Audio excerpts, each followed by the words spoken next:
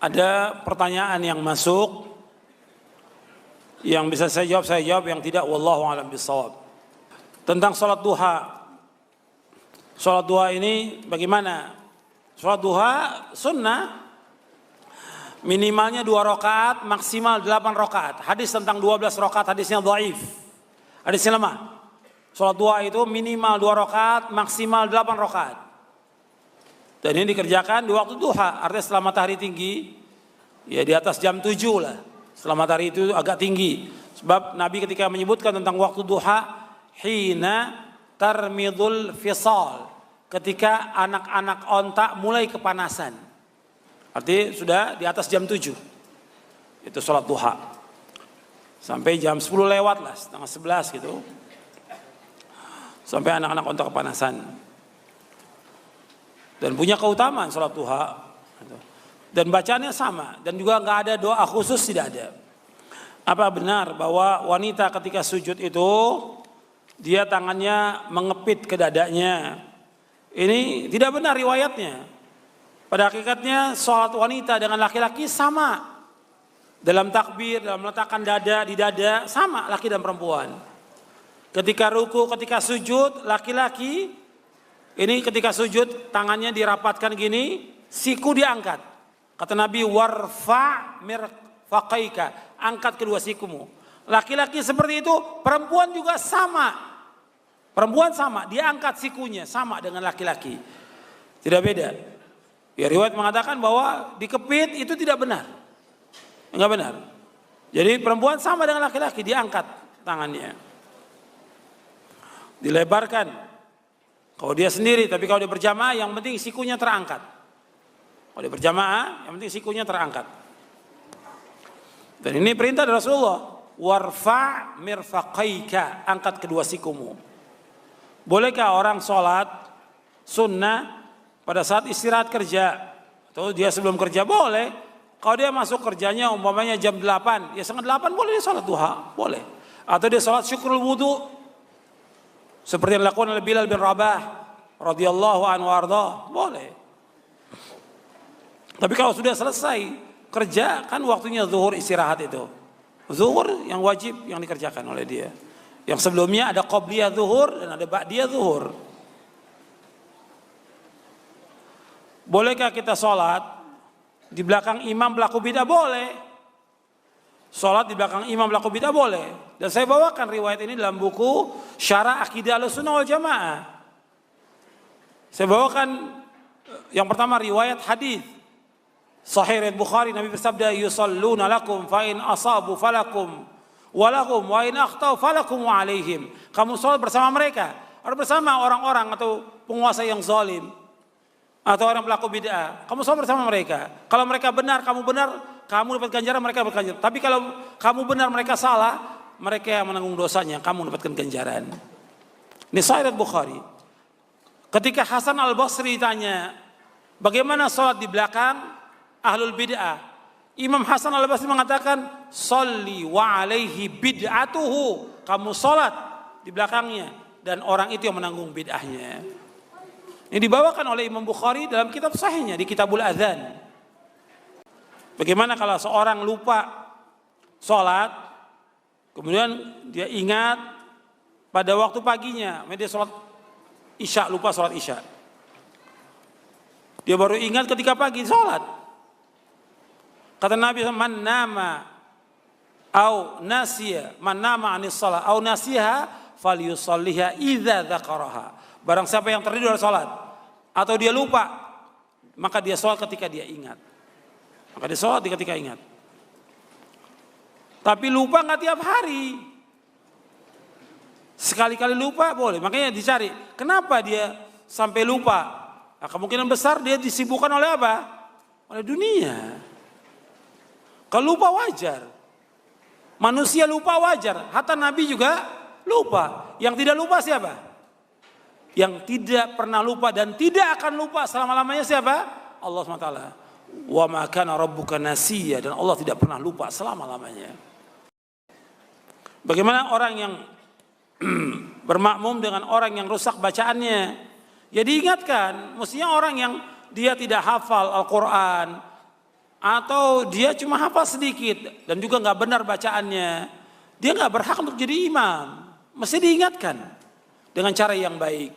Antum nggak berhak jadi imam. Berikan kepada orang-orang yang banyak hafalannya.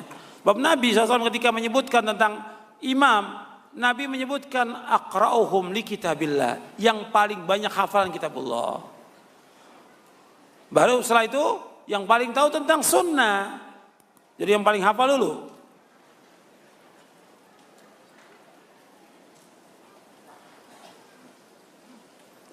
Apakah sah sholat di satu masjid yang tidak ada adzan tapi langsung qomat? Sah.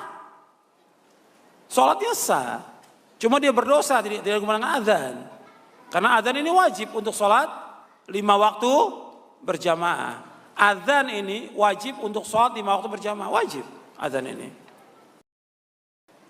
Boleh tidak seorang ketika berangkat ke masjid menggunakan motor atau mobil? Boleh. Boleh. Apakah dia melakukan ganjaran? Ya soal dapat ganjaran, ya jelas dia berangkat menuju ibadah kepada Allah dapat ganjaran. Meskipun tidak sama dengan langkah yang Nabi sebutkan dalam hadisnya, tapi soal ganjaran tetap dapat ganjaran. Jangan juga ya terlalu kaku juga. Nabi menyebutkan dengan melangkah, maka harus melangkah. Orang jalan kaki, nggak boleh naik kendaraan. Juga nggak benar. Pendapat seperti ini boleh, pakai kendaraan nggak ada masalah. Kalau masjidnya dekat, dia bisa dengan jalan kaki. Tapi kalau masjidnya jauh, tidak harus dengan kendaraan. Bagaimana hukumnya orang yang mengerjakan sholat sunat dengan bacaan yang panjang? Nabi SAW kalau sholat sunat yang rawatib itu, bacanya pendek. Hatta rawatib yang paling penting dari rawatib 5 waktu sholat, yang paling penting sholat yang mana? Rawatib yang mana? Saya ulangi, saya pertanyaan. Dari 5 waktu sholat, rawatib, sholat sunat rawatib yang paling penting sholat yang mana? Subuh. 2 rakaat sebelum subuh. Lebih baik dari dunia seisia. Nabi ketika 2 rakaat sebelum subuh bacanya apa? Al-Baqarah, An-Nisa, Ali Imran atau apa? Nabi baca apa? Qul ya ayyuhal kafirun dengan apa? Al-Ikhlas qulullah. Baca yang pendek ketika sholat sunat. Bacaan yang panjang sholat sunat kapan? Sholat malam tahajud.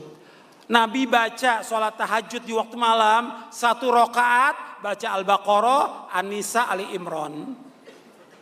1 rakaat. Hadisnya sahih riwayat Muslim. Nabi bacanya 1 rakaat sholat malam Al-Baqarah, An-Nisa dulu baru Ali Imran. Sahih riwayatnya. Tapi kalau sholat sunat rawatib, baca yang pendek aja. Yang paling penting aja, kuliah dengan apa? Nabi baca dengan surah Al-Ikhlas. Berarti qobliyah zuhur baca yang pendek, ba'diyah zuhur baca yang pendek. Jangan dipanjangkan sampai orang nunggu makmum. Nunggu imamnya kok panjang, benar bacaannya. Ternyata dia lagi ngulang hafalan. Surah Al-Baqarah, dia belum hafal si imam. Surah Al-Baqarah, ngulang-ngulang. Nggak dapat terus lagi, kesian makmumnya. Jadi kalau mau ngulang hafalan kapan? Nanti dia di waktu malam. Sorenya murajaah dulu, pada maghrib murajaah, nanti malam baru dia baca.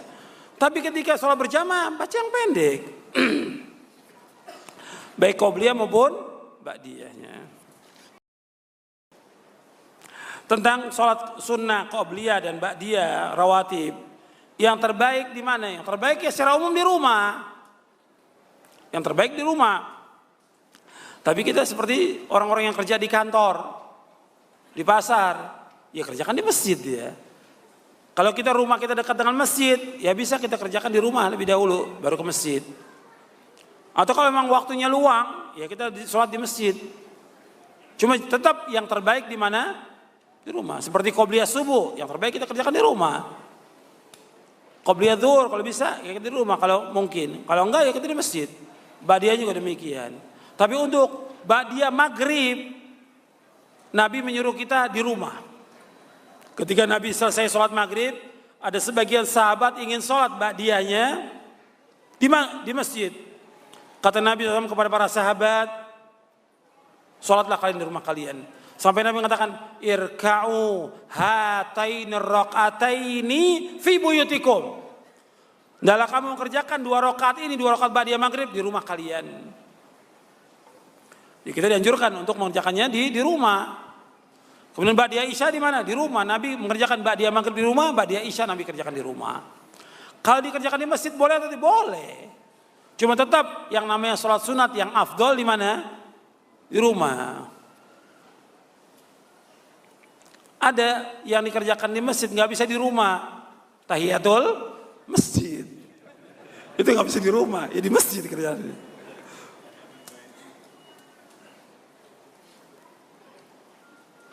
Jika ada saudara kita tidak sholat, lalu dia mati, bolehkah disolati? Tentang orang yang tidak sholat, kita kembali, hukumnya dia muslim atau kafir? Tadi yang pembahasan kita muslim atau kafir? Muslim selama dia masih mengakui tentang wajibnya sholat. Kalau dia muslim, berarti wajib disolatkan kalau dia mati. Cuma kita kalau nggak mau sholatkan, nggak ada masalah. Kan sholat jenazah fardu ain atau fardu kifayah? Fardu kifayah. Jadi suruh temannya juga yang nggak sholat suruh sholatkan. Temannya yang nggak sholat suruh sholatkan sholat jenazah. Kita nggak usah sholat sebagai pelajaran buat yang lain. Jangankan masalah itu, masalah utang aja Nabi ketika ada sahabat yang utang 2 dinar, Nabi nggak mau sholatkan. Sebagai apa? Sebagai pelajaran buat sahabat yang lain. Utang 2 dinar, Nabi nggak mau sholatkan. 2 dinar kecil, 2 dinar. Apalagi yang utangnya jutaan.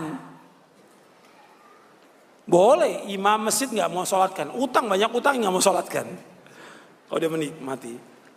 Jadi ini nggak boleh orang menganggap ringan masalah ini.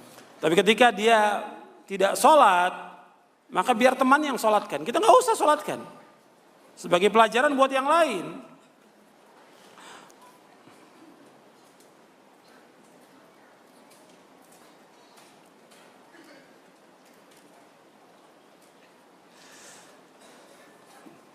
Jadi saya punya anak remaja yang cenderung dia punya akhlak yang jelek. Jadi ketika disuruh sholat dia tidak mau.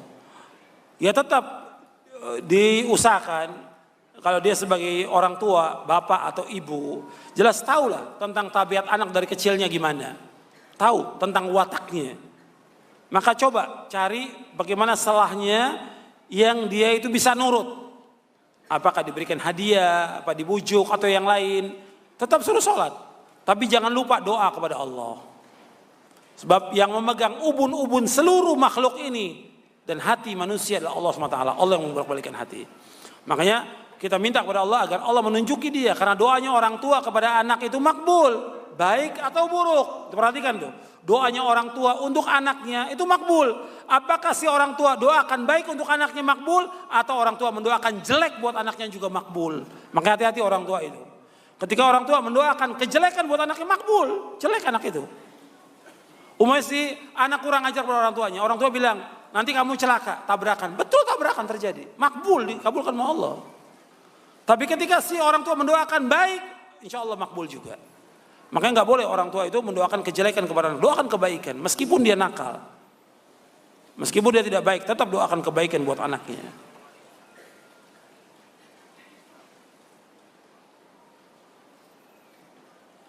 Kalau umpamanya saya berangkat ke masjid untuk sholat subuh. Dan ini rutinitas dia sholat subuh. Suatu waktu dia terlambat sampai di masjid sudah selesai jamaah sholat subuh. Bagaimana? Apakah tetap dia sholat di masjid atau dia pulang ke rumahnya? Boleh dia kerjakan di masjid sendirian, boleh juga dia pulang ke rumahnya. Dia berjamaah dengan istrinya, boleh. Karena terjadi juga pada sahabat yang demikian. Ketika sampai di masjid sudah selesai sholat, maka dia pulang ke rumahnya. Tapi ini kejadiannya sekali. Bukan tiap hari terlambat. Pada orang yang sholat mesti terlambat. Langganan terlambat. Mesti diingatkan. Orang yang suka biasa terlambat. Selalu akan diakhirkan oleh Allah rahmatnya. Allah akan mengakhirkan rahmatnya bagi orang itu.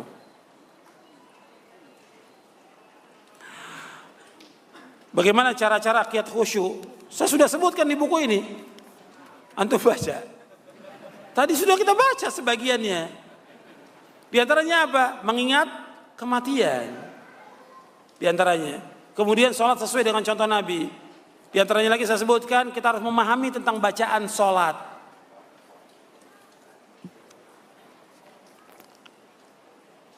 Mungkin bacanya, lihat halaman pertama dengan halaman terakhir kali ya. Gak dibaca tadi yang kita bahas.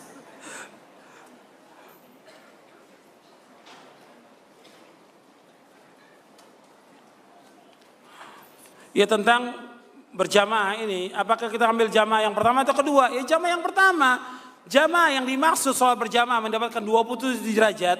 Perhatikan ini. Ya, yang dimaksud berjamaah mendapatkan 27 derajat jamaah yang dikumandangkan azan pertama kali. Azan, kita datang ke tempat itu, sholat berjamaah itu yang dapat 27. Adapun jamaah kedua, ketiga enggak ada. Enggak dapat fadilah seperti yang pertama, tidak. Nabi menyuruh untuk segera datang ke masjid sholat berjamaah. Jadi kalau di tempat antum atau di pabrik melakukan yang demikian, ya dihimbau untuk mengerjakan cukup sekali. Maka kita tunggu yang lain untuk sholat berjamaah, sabar kita. Atau sampai waktu 20 menit nggak apa-apa, tunggu sampai orang semuanya kumpul untuk sholat berjamaah.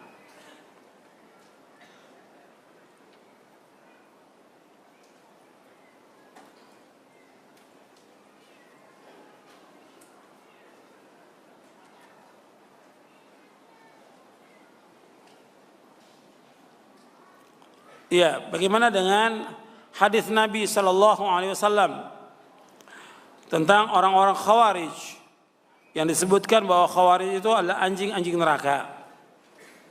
Al Khawariju kilabun nar.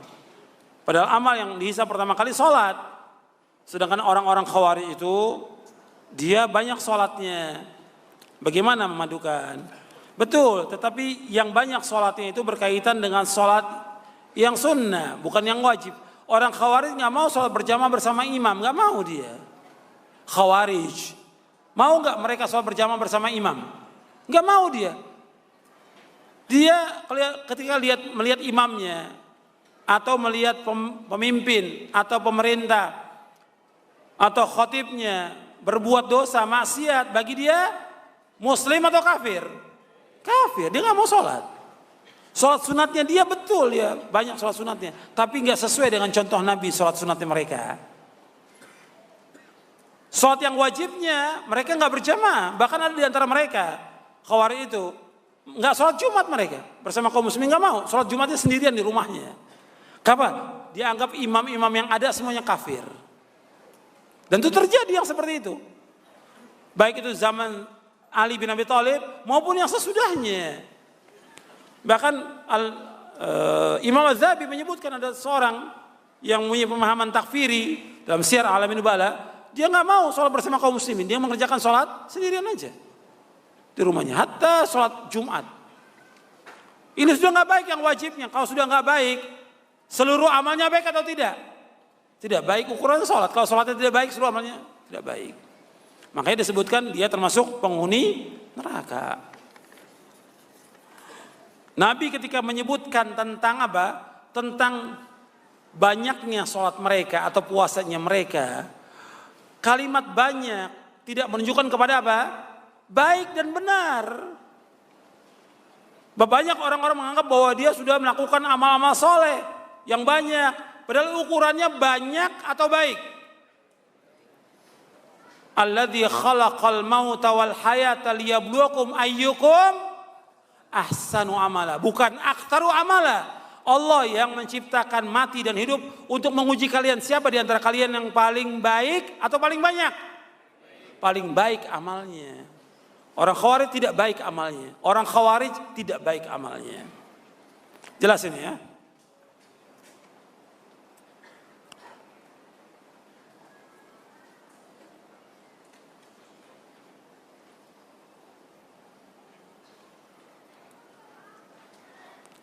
Tentang masalah anak-anak yang sholat berjamaah di masjid, boleh atau tidak boleh? Boleh.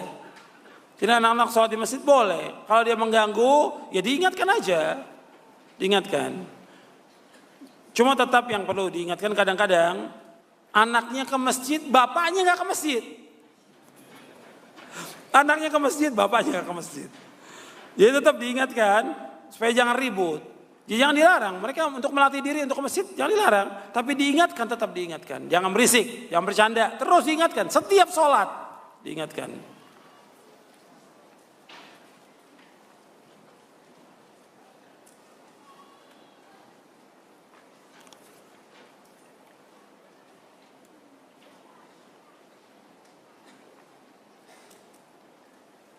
Bagaimana dengan orang yang sholat tetapi masih melakukan syirik? Ini juga banyak. Dia sholat tapi masih melakukan kesyirikan. Syirik, dosa besar yang paling besar. Kalau orang sudah melakukan syirik dan sudah sampai hujah kepada dia, tetap dia berbuat syirik sampai dia meninggal, amal-amalnya dia diterima atau dihapus? Menurut Al-Quran, dihapus. Allah berfirman kepada Nabi Muhammad SAW dalam surah Az-Zumar ayat 65, la in asyrakta la yahbatanna amaluka wa la takuna minal khasirin. Seandainya engkau berbuat syirik akan hapus amal-amalmu dan engkau termasuk orang-orang yang merugi. Jadi kalau syirik seluruh amal akan hapus. Tapi diingatkan dulu, orang-orang yang berbuat syirik diingatkan dengan cara yang baik, didatangi, diingatkan dengan cara yang baik, diberikan buku, usahalah semaksimal mungkin agar mereka sadar dan kembali ke jalan yang benar.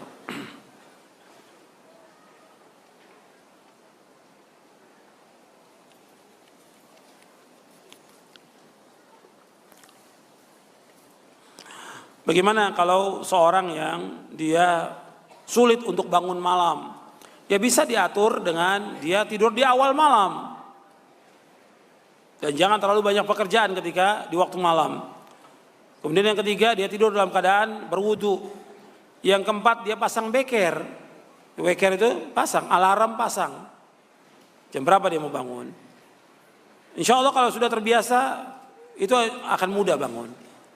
Meskipun nggak bangunnya jam 3, bangunnya setengah 4 menjelang subuh, ya tetap bangun. Bisa dikerjakan tahajud 2 rakaat, witirnya 1 bisa. Kalau masih ada waktu lagi bisa dikerjakan tahajudnya 4, witirnya 3. Jadi nggak mesti 11. 11 itu yang maksimal. Orang mengerjakan 2 saja tahajudnya, witirnya 1, boleh dalam syariat Islam, boleh. Atau dia hanya mengerjakan witir saja juga boleh. Sebelum tidur, karena dia pulangnya jam 12 malam. Ya kerja atau dakwah atau yang lainnya, dia witir dulu sebelum tidur. Kemudian nanti malam dia nggak bangun lagi, cukup dengan witir aja boleh. Karena iman manusia ini berbeda-beda. Tapi kita harus upaya, kalau bisa kita tahajud, lakukan. Dan witir jangan tinggalkan, karena para ulama mengingatkan para thalabatul ilm untuk bangun malam. Antum bisa lihat di buku Menuntut Ilmu Jalan Menuju Surga, saya jelaskan di buku itu tentang talibul ilm. Apalagi para dai-nya, jangan tinggalkan sholat malam. Jangan tinggalkan juga sholat witir. Karena wasiat dan nasihat para ulama demikian. Begitu juga wasiat Rasulullah kepada para sahabatnya.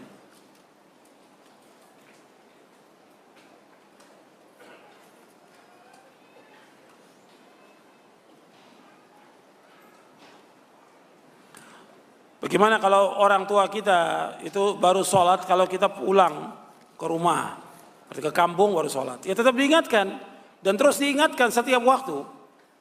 Kita telepon, kita kirimi surat dan yang lainnya, setiap waktu diingatkan tentang wajibnya sholat 5 waktu.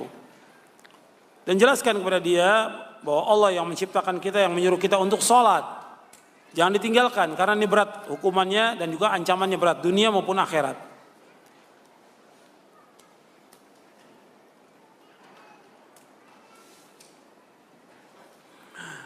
Kenapa masih ada banyak orang-orang yang sholat, tapi dia masih terus melakukan perbuatan keji dan mungkar?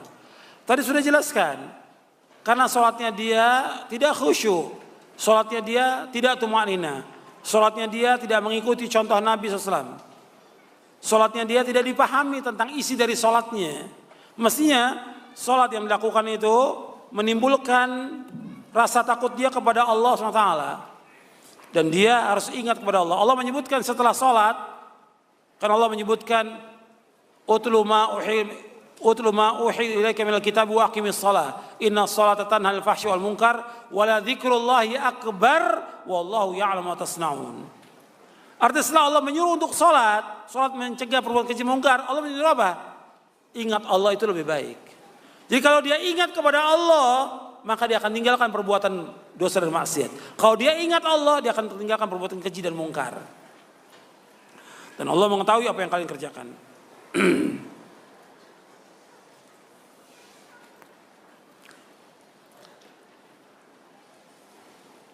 Apakah boleh atau ada dalil yang menunjukkan bahwa kita sholat tujuannya agar rezeki kita lancar? Nggak boleh. Sholat duha, sholat tahajud supaya rezekinya lancar. Nggak boleh niat gitu. Sholat kita karena Allah. Kalau kita ibadah kepada Allah dengan benar, sesuai dengan contoh Nabi, ikhlas, rezeki pasti akan diberikan oleh Allah. Pasti. Anda perhatikan, rezeki itu sudah dijamin oleh Allah. Semua makhluk ini sudah dijamin oleh Allah. Muslim maupun kafir, manusia maupun binatang, dijamin rezekinya oleh Allah. Wa ma min dabbatin illa 'ala Allahi rizquha. Enggak ada binatang ternak muka bumi yang Allah jamin rezekinya. Manusia semua dijamin rezekinya, pasti diberikan rezeki oleh Allah. Yang belum pasti soal ibadah kita kepada Allah, itu belum pasti. Yang belum pasti diterima atau tidaknya ibadah kita. Yang belum pasti kita ini bahagia atau tidak. Yang belum pasti kita ini husnul khatimah atau su'ul khatimah. Yang belum pasti kita masuk surga atau tidak. Belum pasti. Rezeki pasti dijamin oleh Allah. Pasti. Dan kalau kita terus ibadah kepada Allah dengan benar, kefakiran itu akan ditutup oleh Allah. Allah berfirman di dalam satu hadis yang sahih dan satu lagi hasan. Allah berfirman, "Ya bani Adam, tafarragh li ibadati amla sadraka ghinan wa asudda faqrak. Wa illam taf'al mala'tu yadayka syughla wa lam asudda faqrak." Kata Nabi SAW, wahai anak Adam, Allah berfirman, wahai anak Adam, hendaklah kamu luangkan semua waktumu, luangkan untuk ibadah kepadaku. Aku akan penuhi dadamu dengan kecukupan dan aku akan tutup kefakiranmu. Enggak diberikan kefakiran, diberikan Allah kecukupan, enggak pernah fakir. Wa illam taf'al, kalau kamu enggak lakukan itu, enggak mau ibadah kepadaku, enggak meluangkan waktu untuk ibadah kepadaku, mala'tu yadayka syughla, aku akan penuhi kedua tanganmu dengan kesibukan. Walam asudda faqrak, dan aku tidak akan menutup kefakiranmu. Hadis ini sahih dan disahihkan dan juga dihasankan oleh Syekh Albani dalam silsilah dalam Sahih Jami' Shaghir dan juga dalam kitabnya Sahih At-Targhib wa Tarhib. Jadi ikhwan fillah azakumullah, Anda perhatikan salat ini akan menghilangkan kesulitan, kefakiran. Semua ibadah ini seperti itu. Tapi jangan niatkan kita sedekah supaya rezeki lancar. Kita sedekah supaya diganti oleh Allah. Pasti diganti. Bapak Allah berfirman, "Wa ma anfaqtum min syai'in fahuwa yukhlifuh wa huwa khairur raziqin." Apa saja yang kamu infakkan, apa saja, sekecil apapun, pasti diganti oleh Allah. Dan Allah sebaik-baik pemberi rezeki. Dalam surah Saba. Jadi jangan kita mengharapkan sesuatu dari ibadah kita, mengharapkan surga, ikhlas, mengharapkan jannah. Itu dalam ibadah kepada Allah. Hatta kita ibadah umrah haji, itu akan menghilangkan kefakiran, menghapuskan dosa, menghilangkan kefakiran. Sampai Nabi bersabda dalam hadis yang sahih dari Imam Tirmidzi, Ibnu Khuzaimah dan yang lainnya, kata Nabi SAW, "Tabi'u bainal haji wal umrah, fa innahuma yanfiyanil faqra wadh dhunub kama yanfil kiru qabathal hadid wadh dhahabi wal fiddah wa laysa lil hajjatil mabrurati ila jannah." Walaysa lil hajjatil mabrur jazaa'un ilal jannah. Kata Nabi, iringi haji dengan umrah. Kalau kamu sudah haji, iringi umrah. Kalau sudah umrah, iringi dengan haji lagi. Terus seperti itu. Karena keduanya, haji umrah itu pertama menghapuskan dosa, yang kedua menghilangkan kefakiran, Sebagaimana tungku api membersihkan kotoran besi, emas dan perak. Dan tidak ada ganjaran bagi haji yang mabrur kecuali sorga. Maka laksanakan ibadah kepada Allah.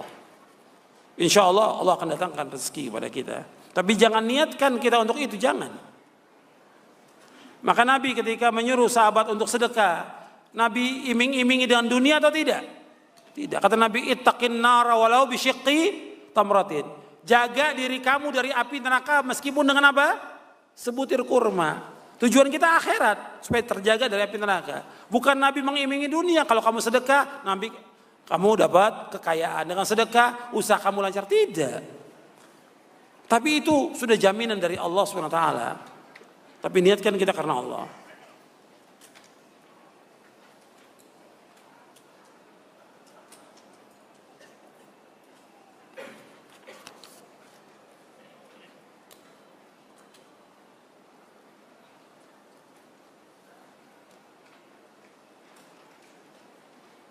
Bagaimana kalau seorang diusir, tidak boleh sholat di masjid dekat rumahnya? Karena beda pemahaman. Ima orang yang diusir ini nggak benar, ima yang ngusir yang nggak benar. Kenapa yang diusir nggak benar? Ya mungkin tindakannya dia kalau nggak benar sehingga diusir. Mungkin dia baru datang pertama kali sudah jago, nggak boleh usoli. Bidah, kunut bidah, ya diusir sama orang. Antum sebagai masyarakat, ya antum bergaul dengan mereka dengan cara yang baik. Antum mendatang, ikuti sholat mereka. Sholat di belakang ahlul bidah, menurut syariat Islam boleh atau tidak? Boleh, sah atau tidak sah. Kita harus sabar. Ya mungkin kenapa sampai diusir?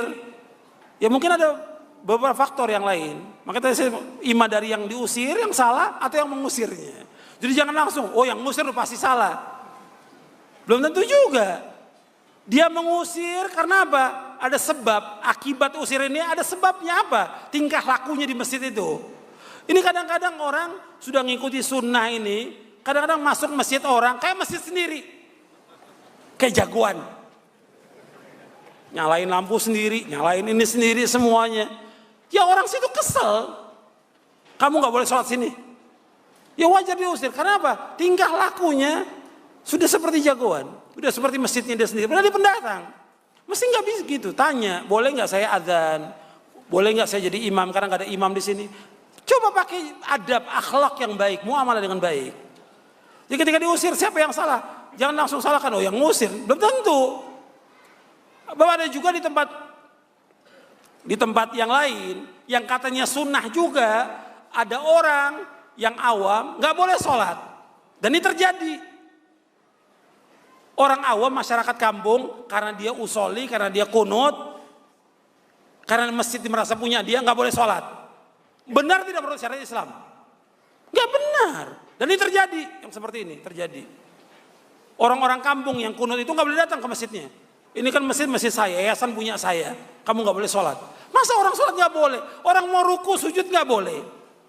Kalau dia kunut diingatkan dengan cara yang baik. Ini muamalah sekarang banyak yang nggak beres sudah. Makanya antum belajar ilmu, belajar adab dan akhlak. Bagaimana adab dan akhlak penuntut ilmu. Ini penting. Gitu. Nah kalau kita sudah diusir, ya kita sholat nggak boleh ada yang larang. Nggak boleh melarang orang sholat. Kalau nggak boleh juga oleh mereka, ya kita cari masjid yang lain. Jadi ini ketika bertanya seperti ini jangan langsung dijawab. Karena antum menjawab, oh sudah jelas salah yang ngusir. Lihat dulu orangnya siapa. Jadi belum tentu yang salah yang ngusir. Karena yang datang juga sudah seperti miliknya ya masjidnya.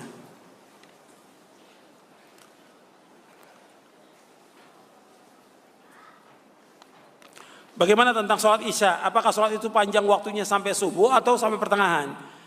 Ada dua pendapat ulama. Tapi yang kuat pendapatnya bahwa sholat isya itu ila nisfil lail awsat menurut hadis Muslim sampai pertengahan malam. Itu yang kuat. Dan itu pendapat jumhur ulama. Nah, itu.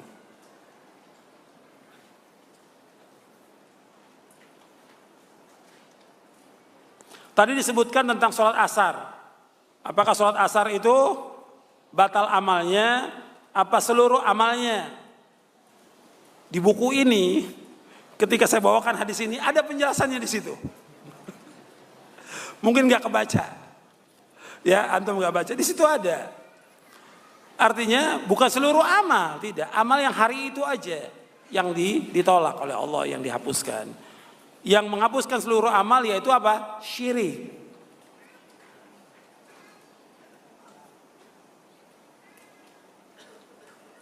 bolehkah kita sholat di awal waktu sedangkan dia masih jam kantor? Ya kita memberitahu kepada orang-orang yang di atasan itu, ya manajernya, direktur, kasih tahu bahwa kita orang Islam ini sholat waktu asar, jam 3:10 atau jam 3:04, kita sholat asar. Saya pikir cukup sampai sini, nggak semua bisa dijawab, dan juga jamaah kita banyak, wudunya antri, jadi kita cukup sampai di sini kajian kita. Kurang lebihnya saya mohon maaf, mudah-mudahan yang kita kaji ini bermanfaat untuk saya dan untuk antum sekalian. Wassallallahu nabiyana Muhammadin sallallahu alaihi wasallam. Subhanakallahumma wa bihamdik asyhadu an la ilaha illa anta astaghfiruka wa atubu ilaik. Assalamualaikum warahmatullahi wabarakatuh.